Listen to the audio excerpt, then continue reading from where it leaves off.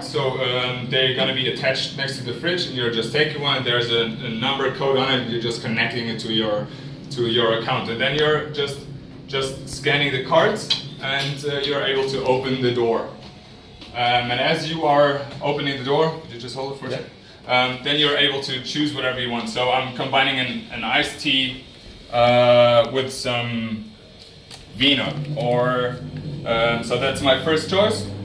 And you see that just sums up here. And if you want to change to a Berlin-style currywurst, then the sausages are out. My tea is back in here, and the currywurst. And when I'm closing it, I'll show it to you. When I'm closing it, that's done. So the fridge is locked again. The next one is able to deal with the fridge, and I'm just getting an email to confirm my payment. And then I'm able as well to rate the products, to comment them. So for our side and also for the startup products, it's a huge benefit. Placing it in the companies and having 500, 600, 700 people and having direct feedback even in the stage before they're placing it into supermarkets.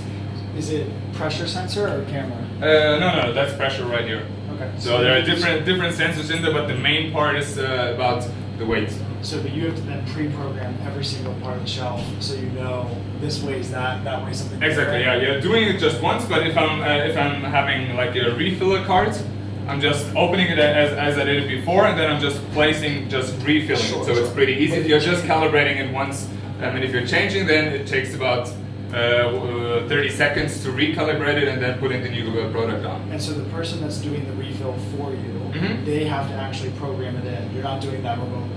No, we are able to see it wherever we are. So we see even the amounts, what is in there, and we can calibrate it in advance. And he's just getting like a planogram, and he sees what he has to replace then. And then you also have to reprint these every time because that's not digital. Yeah, we're gonna have them. That's the first one. We're gonna install five more in the next 4 weeks, and we're also talking to guys about also mobile price tags. But yeah, as it's the prototype. But this is the first one. Yeah, that's the first one located here. We're not funded yet, so also there.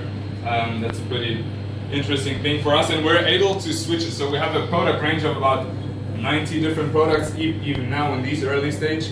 And right now the business case is even showing that the producers are asking us to place the products, as it's a pretty unique place actually, and receiving feedback.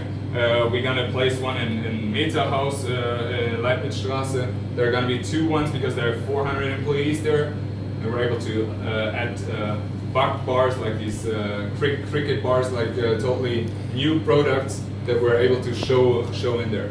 And how are you doing the middle step of the supply chain? So let's say you have 2 or 3 of these, and you're realizing you're down, 25% left over, Yeah. and then you have to then order on demand from the end supplier, or do you have a warehouse that you're going to stock in between to make sure that you can quickly get someone out? Yeah. So we have located about 15 kilometers out of Berlin. There are about, for now, 20 square meter like cool place, and we're just receiving it. That's also automatically going, so it's connected with the ERP system, all the fridges and the ERP system, and it's automatically ordering.